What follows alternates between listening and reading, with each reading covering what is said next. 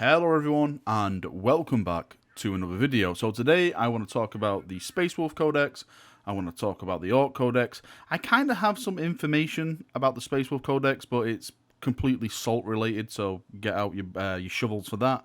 I just want to go over what I'm most looking forward to when we eventually get these codexes, because it has been some time since GW actually spoke about them, and I'm hoping that this month, August, is the month that we'll actually start hearing some stuff about them. So let's just jump in with the little information that I got sent. Again, take this with as much salt as possible.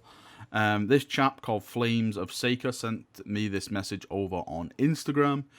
He put, my local GW store owner just let slip to me that the Space Wolf Codex may be up for pre-order the week after next, and that the news on Titanicus will be in this Friday's White Dwarf. We know this, all that White Dwarf stuff anyway, since I was at the Forge World event, which they basically said that. I'm not sure how reliable he is, but he hinted that he had seen some sort of schedule. So I just put, okay, thanks, we'll soon see, and he put exactly and stuff like that. Again, take that with as much salt as you possibly can. I have heard rumours that August is the month for the Space Wolf Codex, but for me, I just can't see it, because hopefully I'm completely wrong, because I know you Space Wolf chaps want your Codex, but for me, there's so much stuff that's supposed to be coming out in August. We have the Titanicus game, and we have the Lord of the Rings starter game as well. Now, I know those are Forge World related products, and GW will do their own thing, but since Titanicus is such a big game, I think that it may take some of the glory away from the Space Wolf Codex, or vice versa. The Space Wolf Codex release and all that kind of stuff may take some glory away from the Titanicus starter box set. So from a marketing standpoint, I just don't see GW throwing two Titans into the ring and just, you know, let it battle it out with us, the customers, because if it comes down to it, someone like me in my position, I would just leave Titanicus and go for the Space Wolf stuff. Some people may leave the Space Wolf stuff and go for Titanicus, and the only person that's losing at the end of the day is GW themselves. I do think we're going to get some massive news regarding the Ork and the Space Wolf Codex at the European Warhammer Fest event, which is it the 18th of August, if I'm not, or is it the 20th or 21st? It's late August anyway. So I definitely think we're going to get some information about the Space Wolf Ork Codex there. I am hoping that they have, like, you know, like the codex on display in, like, you know, one of those cabinets, and glass cabinets, maybe some new models or anything like that, like they did with the Custody stuff, where they previewed more or less all the Custody range at the open day where the Custodies came out. Was that back in January this year? I think it was back in January this year, and they had the codex in there, and you can see it all and just go, wow, this is completely amazing. So hopefully we'll get something like that at Warhammer Fest, and we can all just lose our minds over something cool like that. If not, then it's definitely I really don't know when they're going to be dropping either codex. I do think I've mentioned this on stream before, that the perfect time for the Ork Codex would be October, because then you can just brand it Orktober and just do like loads of Ork acronyms and play on words and stuff like that. I think it'd be amazing. But I would love the Space Wolf Codex and the Ork Codex to come out just like 1 month after each other. Maybe we can have like a little campaign to tie Space Wolves and Orks into each other. I think that could be kind of cool as well, since they're more or less the last codexes to release. I know we've got the Genestealer cults, but those, well, I say those are the two big codexes to be released as of yet. Now, looking forward towards the future and the Space Wolf Codex, some of the stuff that I'm very looking much forward to would be the lore and what is going to change in the Space Wolf Codex. We know that Fenris is more or less destroyed. It's not completely like destroyed, like Cadia destroyed, but it was, you know, Magnus did his bits on there, and it was not good. So it's going to be fun and exciting to see what the Space Wolf reaction to that is going to be. Are they going to go back to Fenris? Are they going to rebuild Fenris? Are they going to find another planet maybe? I can't see the Space Wolves leaving Fenris. Fenris and Space Wolves are intertwined with each other, so I can't really see them. I think they'll probably go back and like just rebuild it all and make it even bigger and stronger and stuff like that. Another thing in the lore is that after Magnus did his things, a lot of the Space Wolves were dead, so that means a big influx in Primaris Marines coming into the Space Wolf chapter as well. I know you people hate Primaris Marines, well, some people hate Primaris Marines, and not everyone takes to them, but I do think the Primaris Marines are going to take a big center stage in this codex. I would love to see brand new Primaris units, maybe, you know, can we really have like Primaris like on Thunderwolf cavalry and stuff? I'm not too sure. Are they even going to have Thunderwolf cavalry anymore? This is it. Where can we go? I think as a Primaris player myself, it would be really cool to see the Space Wolves address some of the problems with the Primaris range, that they have no melee options, like, you know, power axes, chainswords, power swords, lightning claws, stuff like that, thunder hammers, shields and stuff like that. Space Wolves are the melee peeps. I know you can probably say that with Blood Angels as well, since they've had their codex and we never got any melee options with them, more or less. Well, I think the Sergeant had a chainsaw, if I'm not mistaken, but not the full range. So if they can address that and give us some melee options and stuff like that, I'd probably heavily invest in a Space Wolf Primaris force, because that's one thing I'm absolutely getting spanked at the moment, is that I get into melee and then I'm just absolutely crushed because everyone has better options and I have crap options as a Primaris player. Probably say the same of that with the vehicle situation with Primaris as well. I think everyone's heard my rants about the transport system with the Primaris. So if we can actually have a dedicated transport vehicle, I think that could be pretty cool and playing to the Space Wolves arms. I more or less see all this coming with an own Primaris Codex. I know a lot of people say that will never happen, but I see it happening. I just see it because the Primaris range is just not fleshed out enough, and I think probably not this year, but next year the Primaris will start getting more units as a whole, not as like chapter based stuff. And I think GW will address that with just releasing a Primaris Codex book.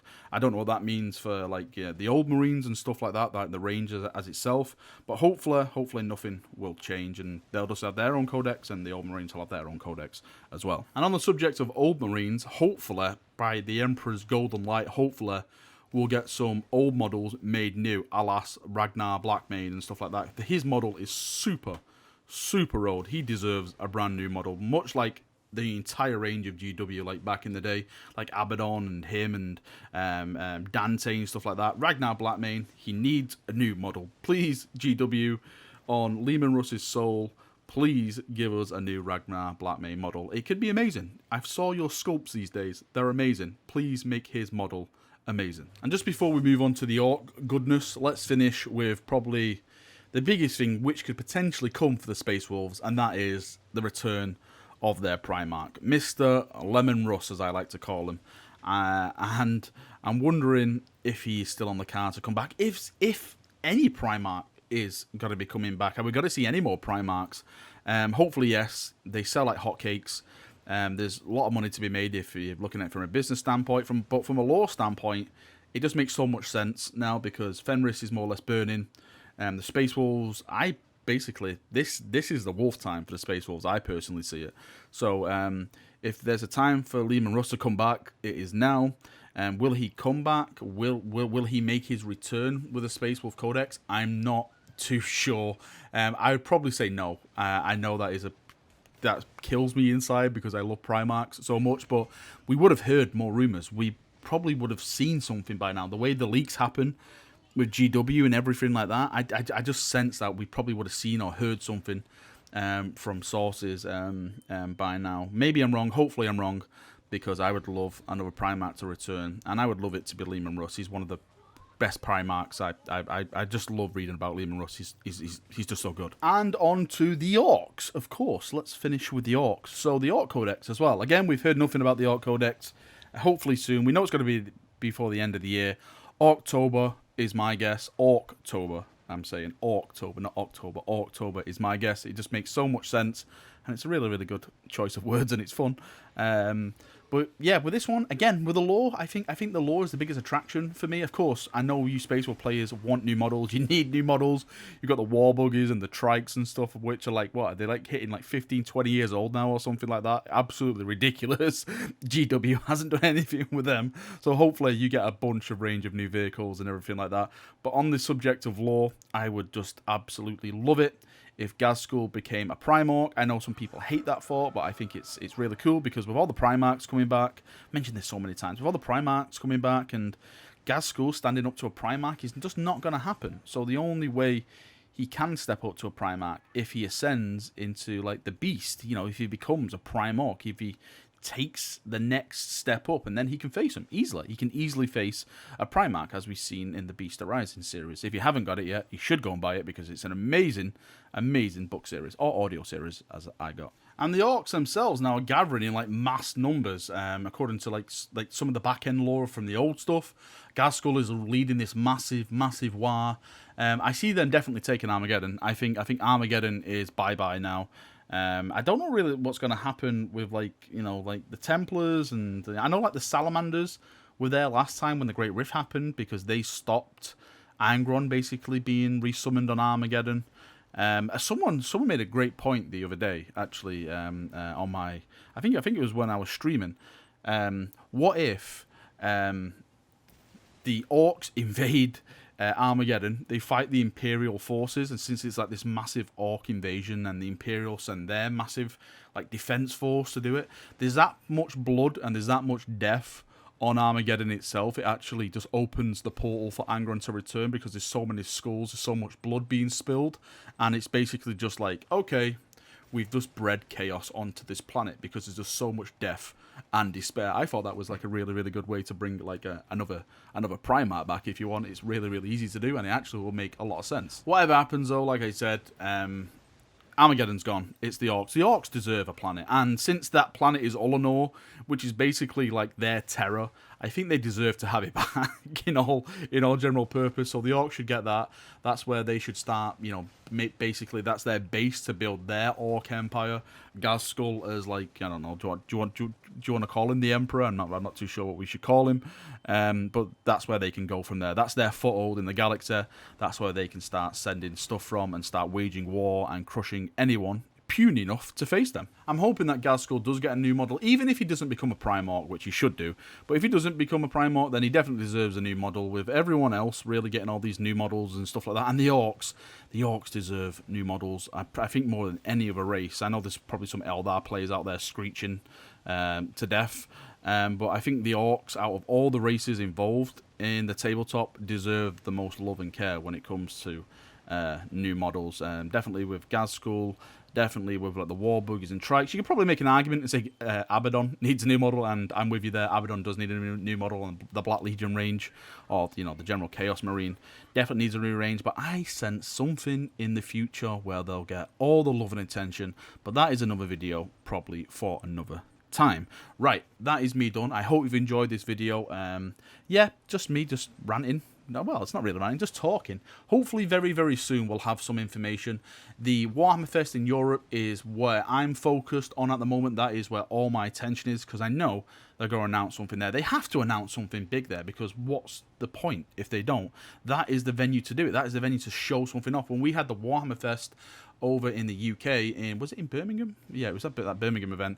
They shown us, well, it was mostly AOS, because AOS, second edition and stuff like that. But they did tease us with, Sisters of Battle. They shown that Sisters of Battle model off and stuff like that. So so Warhammer Fest Europe is definitely going to reveal something. I just don't know what it is. Hopefully, Space Wolves and Orks. Thank you for watching. I hope you've enjoyed it, and I shall see you all very, very soon. See you now, and bye-bye.